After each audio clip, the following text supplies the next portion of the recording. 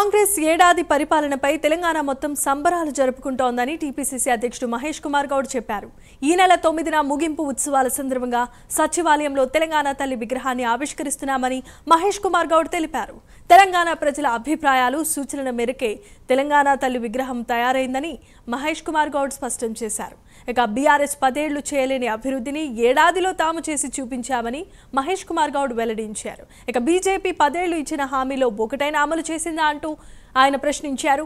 బీజేపీపైనే charge sheet వేయాలంటున్న TPCC అధ్యక్షుడు మహేష్ కుమార్ గౌడ్తో మా ప్రతినిధి నాగేంద్ర ఫేస్ టు ఫేస్ ఇప్పుడు చూద్దాం.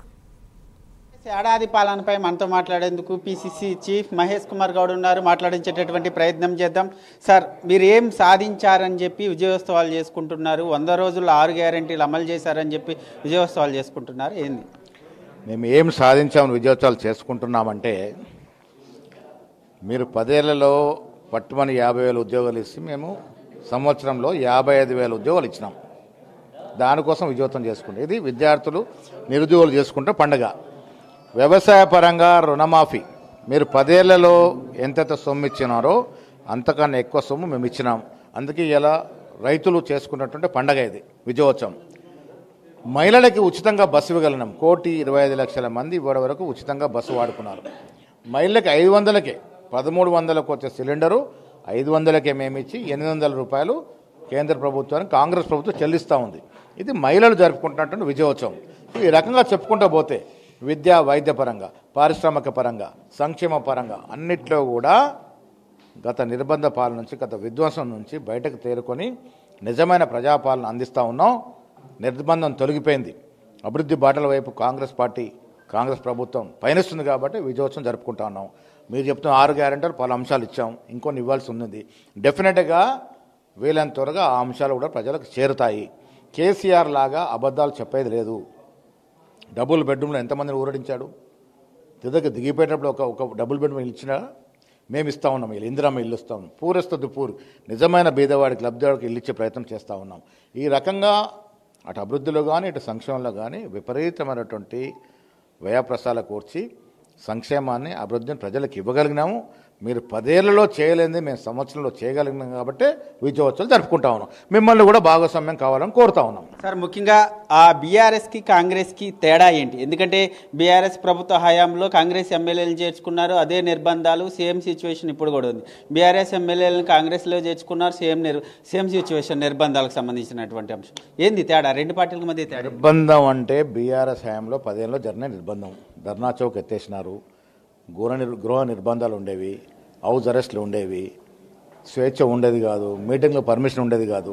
ఇప్పుడున్నాయా? ఆ నిర్బంధం ఉందా? ఇప్పుడు ఆ నిర్బంధం ఉంటే హరీష్ రావు, కేటీఆర్ ఇంత స్వేచ్ఛగా మాట్లాడగలుగుతారా? కౌశిక్ రెడ్డి లాంటి వాడు పోలీస్ స్టేషన్ పోయి గొడవ చేయగలుగుతాడా? నిర్బంధం అంటే ఏంటి? నిర్బంధం అంటే సిరిసిలో జరిగింది నిర్బంధం. ఇసుక లారీలతో మనుషులను తొక్కిస్తే నేరేళ్లలో ఎవరు మాట్లాడే పరిస్థితి లేదు. మీరా కుమార్ లాంటి మాజీ స్పీకర్ పోతానంటే పోయే పరిస్థితి లేదు. అది నిర్బంధం అంటే. ఎవ్వరు ఏ నాయకుడు జిల్లాలకు పోయినా అక్కడ నాయకుల యొక్క హౌస్ అరెస్ట్ ఉండేవి. ఇవాళ ఒక హౌస్ అరెస్ట్ జరిగిందా సంవత్సర కాలంలో? నిర్బంధం లేదు. రేవంత్ రెడ్డి గారి ప్రభుత్వం స్వేచ్ఛనిస్తుంది కాబట్టి మీరు ఇష్టారాజ్యంగా మాట్లాడుతూ ఉన్నారు. ప్రజాస్వామ్యం మేము కూడా యాక్సెప్ట్ చేస్తూ ఉన్నాం.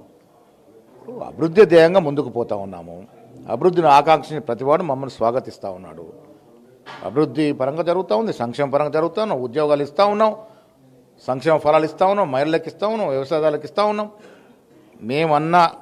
మేము ఇచ్చిన ప్రతి వాగ్దానం, ప్రతి అంశాన్ని పూరించే ప్రయత్నం చేస్తా ఉన్నాం. కొన్ని మిగిలి ఉంటే కూడా అవన్నీ కూడా త్వరలో ఇస్తాం. సార్, బీజేపీ 6 అబద్ధాలు, 66 మోసాలు, 24/7 దగ అంటూ కూడా పెద్ద ఎత్తున నిరసన కార్యక్రమాలు చేపట్టింది. నడ్డా ఆధ్వర్యంలో ఈరోజు బహిరంగ సభ. మీ ప్రభుత్వాన్ని నిలదీసేందుకు నడ్డా సిద్ధమవుతున్నారు. దీన్ని ఏ విధంగా? దేనికోసం మీరు సభ నిర్వహిస్తున్నారు? ఫస్ట్ స్పష్టత ఇవ్వాలి వాళ్ళు. నేను చాలా సందర్భాలు చెప్తాను. ఇవాళ కిషన్ రెడ్డి గారు, బండి సంజయ్ గారు చెప్తాను, సాధారణంగా ఆహ్వానిస్తూ ఉన్నాను. మేము 1 ఇయర్లో చేసిన అభివృద్ధి, గత 10 ఏళ్ళలో టీఆర్ఎస్ చేసిన అభివృద్ధి, మీరు బీజేపీ 10 ఏళ్ళలో అధికారంలో కేంద్రంలో ఉన్నారు కదా, మీరు రాష్ట్రానికి తీసుకొచ్చిన ఫలాలు, అభివృద్ధి ఫలాలు కానీ, ప్రాజెక్టు కానీ వాటి మీద చర్చ చేసుకుందాం. ప్రజలు కూడా తెలవాలి ఎవరు ఏం చేశారనేది. కిషన్ రెడ్డి గారు మంత్రిగా ఉన్నారు గత కొన్నేళ్లుగా. ఇవాళ బండి సంజయ్ గారు కొత్తగా మంత్రిలోకి వచ్చారు. ఈ సంవత్సరం మీరు 8 మంది ఎంపీలు గెలిపించారు. మతం పేరటో, కులం పేరటో మీరు రెచ్చగొట్టి గెలిచారు. ఓకే, ప్రజల యొక్క తీర్పు అది మేము స్వాగతిస్తున్నాం. 8 మంది ఎంపీలు గెలిచి మీరు ఈ సంవత్సర కాలంలో ఏ ప్రాజెక్టు తీసుకొచ్చారో ఒక్కసారి చర్చ పెట్టుకుందాం. ఏమి తేని మీరు బీద ప్రజల గురించి ఆలోచించిన మీరు తెలంగాణ గురించి తెలంగాణలో సజావుగా ప్రజాపాలన అందిస్తున్న కాంగ్రెస్ ప్రభుత్వం గురించి మాట్లాడితే ఎట్లా? ఏం ఛార్జ్షీట్ ఇస్తారు మీరు? ఏం చెప్తారు ఛార్జ్షీట్? 55,000 ఉద్యోగాలు ఇచ్చాం ఒక సంవత్సరంలో.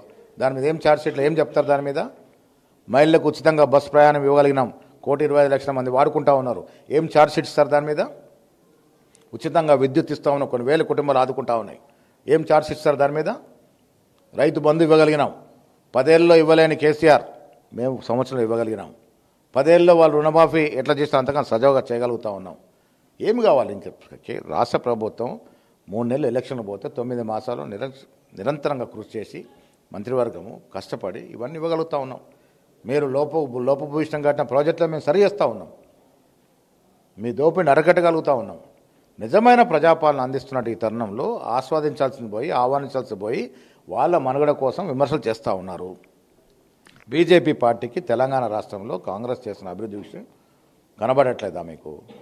మీ ఉనికిని కాపాడడానికి ఏదో విమర్శలు చేస్తున్నారు తప్ప దీంట్లో ఏం పసలేదని నేను అంటా ఉన్నాను. సార్, నామినేటెడ్ పదవుల మంత్రివర్గ విస్తరణ ఇంతకాలం వాయిదా పడ్డానికి కారణం ఏంటి? మీ నేతల మధ్య భేదాభిప్రాయాలు రావడమే దీనికి ప్రధాన కారణం? ఏమి ఉండదు. ఇప్పుడు అంతకన్నా ప్రయారిటీ మంత్రివర్గం రావాలి, కార్పొరేట్ చైర్మన్ కూడా రావాలి. కానీ అంతకన్నా ప్రయారిటీ ప్రజల సంక్షేమం, ప్రజల అభివృద్ధిలో తన ముఖ్యమంత్రి మంత్రులంతా తలములకనే ఉన్నారు కాబట్టి కొంత ఆలస్యమైంది.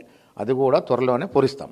సార్, ఫైనల్గా తెలంగాణ తల్లి అంటే కాంగ్రెస్ పార్టీ, బీఆర్ఎస్ పార్టీలు రూపొందించే తల్లి తెలంగాణ తల్లి, లేకుంటే ప్రజల అభిప్రాయం మేరకు ప్రజల సూచనల మేరకు విగ్రహాన్ని రూపొందించేదా తెలంగాణ తల్లి? తెలంగాణ తల్లి విగ్రహావిష్కరణ జరిగిన తర్వాత ప్రజలు చూసి స్వాగతిస్తారు. పచ్చని చీరతో, పచ్చని పైర్లాగా పచ్చని చీరతో నిజమైన తెలంగాణ సంస్కృతిని ప్రతిబింబించే విధంగా తెలంగాణ తల్లి రూపుదిద్దుకుంటా ఉంది. మీరు 10 ఏళ్ళు ఎందుకు తెలంగాణ తల్లి మీద మీకు ధ్యాస రాలే? 10 ఏళ్ళు ఎందుకు పెట్టలే మీరు? ఇది ప్రజలు అడుగుతూ ఉన్నారు. మీరు 10 ఏళ్ళు పెట్టలే, మీకు తెలంగాణ తల్లి మీద ధ్యాస లేదు, చనిపోయిన ప్రాణాలు అర్పించి తెలంగాణ కోసం చనిపోయిన కుటుంబాల మీద ధ్యాస లేదు, విద్యార్థి మీద ధ్యాస లేదు, నిరుద్యోగం మీద ధ్యాస లేదు, ఏ ధ్యాస లేదు. మీ ధ్యాస అంతా సంపాదన మీద ఉండిపోయింది. ఇలా మేము చేయగలుగుతున్నాం. మీరు ఎంత విమర్శించినా ప్రజలు మమ్మల్ని స్వాగతిస్తూ ఉన్నారు. సార్, మీ సీఎం గారు మాట్లాడుతూ తెలంగాణ గేయాన్ని రచించినటువంటి సమయంలో తెలంగాణ ప్రజల అభిష్టం మేరకే తెలంగాణ తల్లి రూపొందుతుంది, తెలంగాణ రాష్ట్ర వ్యాప్తంగా ప్రజల అభిప్రాయం తీసుకున్న తర్వాతే మేము తెలంగాణ తల్లిని రూపొందిస్తామని ప్రజల అభిప్రాయం తీసుకున్నారా? చాలామంది కవులు, కళాకారులు వారి సూచన మేరకే తెలంగాణ తల్లి రూపుదిద్దుకుంటా ఉంది. ఆనాడు స్వాగతించిన పాట అందశ్రీ రాసిన జయో తెలంగాణని ఆనాడు నెత్తిన పెట్టుకుని ఊరేగిన కేసీఆర్ తర్వాత ఎందుకు దాన్ని రాష్ట్ర గీతంగా చేయలేకపోయినాడు అంటే అందశ్రీకి పేరు వస్తుందని. ఇప్పుడు నేను తప్ప ఎవరు ఉండకూడదు అనుకున్నారు, ప్రజల్ని వారిని కూడా పక్కకు తోశారు. సో ఇలా ప్రజల ఆభిష్టం మేరకు, ప్రజల ఆకాంక్ష మేరకు తెలంగాణలో కాంగ్రెస్ ప్రభుత్వం నడుస్తుంది. అదేవిధంగా సజావుగా పోతుంది. ఇది మనం మొత్తాన్ని చూసుకుంటే గత బీఆర్ఎస్ 10 ఏళ్ల పాలనలో చేయలేనటువంటి అభివృద్ధి సంక్షేమ కార్యక్రమాలను మేము ఈ 1 yearలో చేశాము కాబట్టి విజయోత్సవాలు చేసుకుంటున్నామంటూ కూడా పిసిసి చీఫ్ చెప్పడం జరిగింది. Video journalist Srikrishna, Nagendra, Hyderabad.